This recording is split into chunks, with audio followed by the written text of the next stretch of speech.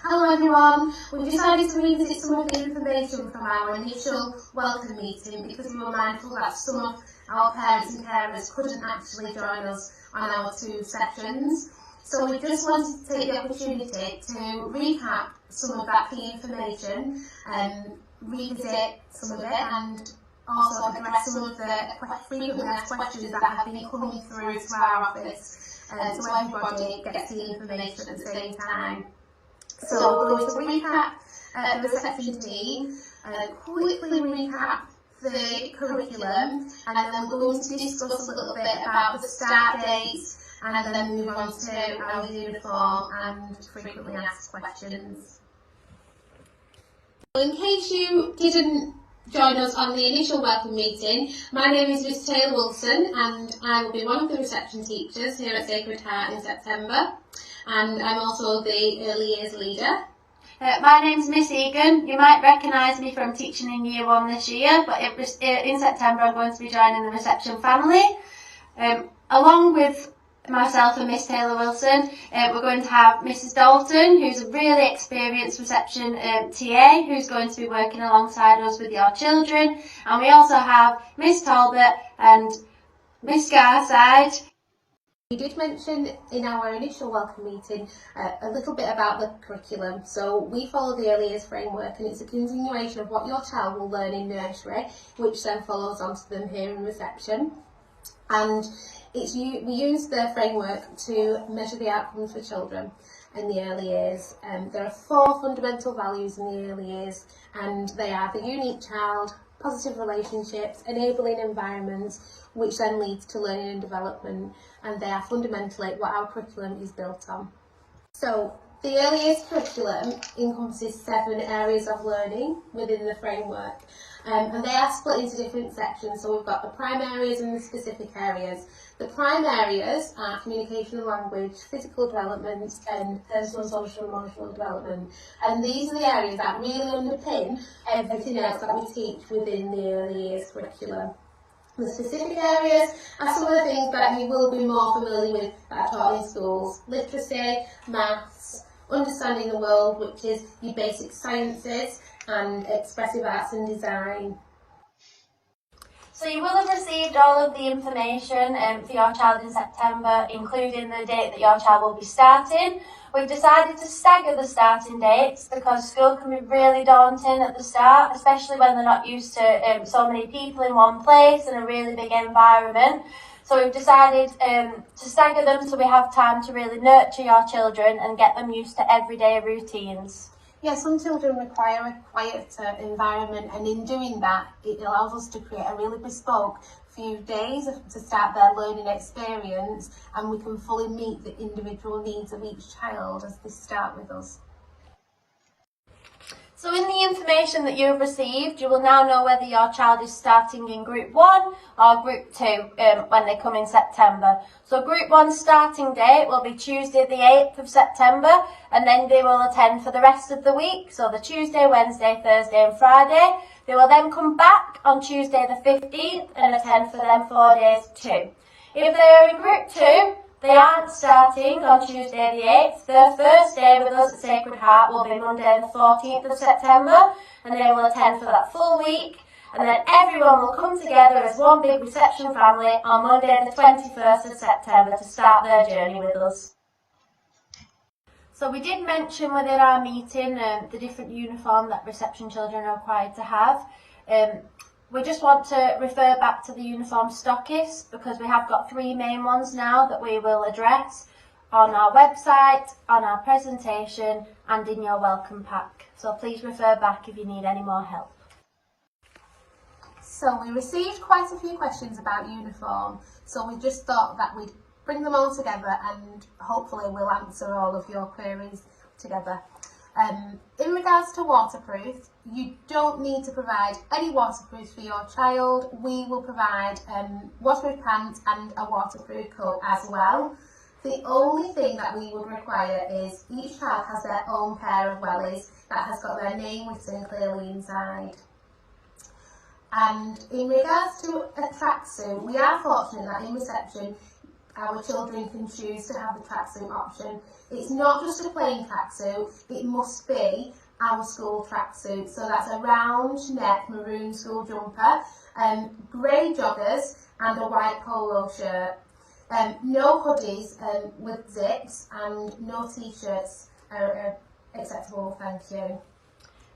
We were also asked how much the Sacred Heart book bags and pump bags are and how do we go about ordering them. So please visit the presentation and look at the stock list listed on the previous slide, and that will help you. But we just really encourage that you put some sort of keyring on the bag so then that it's easy to identify, and you also label your kit with your child's name so they can get it straight away. It also says, do we need the round neck maroon sweatshirt with the white polo shirt, or do we have to have both? Well, it's entirely up to you, the uniform option that you choose for your child in reception, whichever you feel suits them best, because obviously we want them to be comfortable in their learning environment. Also, we were asked about trousers. Does it matter if they are light grey or dark grey? We know when you go and buy trousers, you might not buy them from our stockists, you might buy them from a supermarket, and the grey scale can differ. So we're not saying that they have to be any specific shade as long as they are grey school trousers. Some of the other questions that we were asked in relation to uniform were, do reception need both pumps and trainers for PE? Well, the answer is no. Pumps are recommended for reception children so that the children can independently put them on and take them off. It was also asked, can reception wear a collared polo with skirt or pinafore as opposed to a full shirt? Yes, that option is really welcome. It's entirely up to the child and what they prefer to wear. And then we were also asked, if we go for the joggers option, what shoes can they wear with it?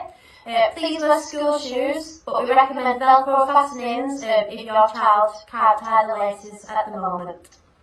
And we were also asked about water bottles, do they leave it at school or do they bring it in every day? Well, the answer is bring your water bottle to school every day with fresh water, and then take it home every night so it can be cleaned and refilled ready for the next morning. And we do ask that parents provide water and not juice. And it can be a little bit tricky at the start, but we've found that once they get a few days out of the way, they're quite used to having water.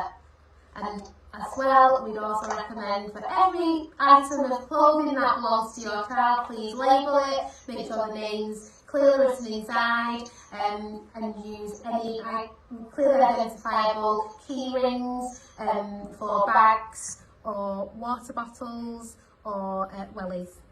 So another question that was asked was, will reception need a PE kit at the start of term? Now in reception they will be taking part in physical activity every week, however they might not get changed every single week. They will only get changed in the spring term on a weekly basis, so it's entirely up to you as parents or carers whether you want to purchase a full PE kit or not, but we're just letting you know that they won't be getting changed every single lesson at the start of the year. Now, even though they aren't getting changed every single week, they're still required to have some sort of outdoor wear so that they can take part in the physical activity, such as the tracksuit that was mentioned earlier. And one of the questions and concerns that have arisen from the feedback in the communication to school is about the crisis and children not attending nursery and having long periods away from nursery for the previous few months, and we wanted to really make it clear to parents that we really cater to each child's individual learning journey, and we will provide the appropriate support for each child when they start with us so that their transition is as smooth as possible, and that's one of the reasons that we really champion doing a staggered start, because that ensures that each child has the time to settle into their new learning environment, to start building those positive relationships with all of the adults, and to feel a little bit settled without being overwhelmed. Following on from that, we've had some concerns from parents that are worried about their children starting school, and this is a worry that every parent has every year when their child is due to start reception, and we really understand that. So there are lots of things that you can do to help them prepare, and one thing that we do recommend is to share some books and stories with them, and also go onto YouTube and watch a few videos. Topsy and Tim is a really good one, and the link is on the PowerPoint. for you to share with your little one. So between now and September, there are lots more things that you can do to help your child prepare to start their journey at Sacred Heart. You can do lots of counting with them, reciting numbers and counting objects around your house. You can help them to recognise their name if they can't already recognise it. Do lots of drawing with them and lots of colouring and making and playing with Play-Doh and Lego to build the muscles in their hands. And lots of talking and discuss starting school and what that might look like and how they might feel. Encourage them to use the toilet independently and of course washing their hands and putting on and fastening their coat. And play games with them, encourage sharing and turn taking, and that will help to build their social skills, ready to come back and join lots of new friends. So here are just a few reminders before your child starts with us in September. So if you require breakfast or after school club, please make sure you've applied for it. Please like our Facebook page, because over the next few weeks we will be uploading lots of videos about the learning environment and the routines that your children need to become familiar with. Check that your child's coat has a loop to hang on their peg and a zip that they can do up independently, so it's a lot quicker when we're going outside or going for playtime. And don't forget to label all of your child's belongings so that none of them go missing and they can be identified really quickly. And finally, we appreciate that this year's transition process has been completely different to what has ever been done, and we really thank you. Thank you all for engaging with us at every step of the way, and thank you for entrusting us with your little one. We hope you all have a really safe and restful summer holidays, and we can't wait to meet you all in September and start our journey together. Stay safe.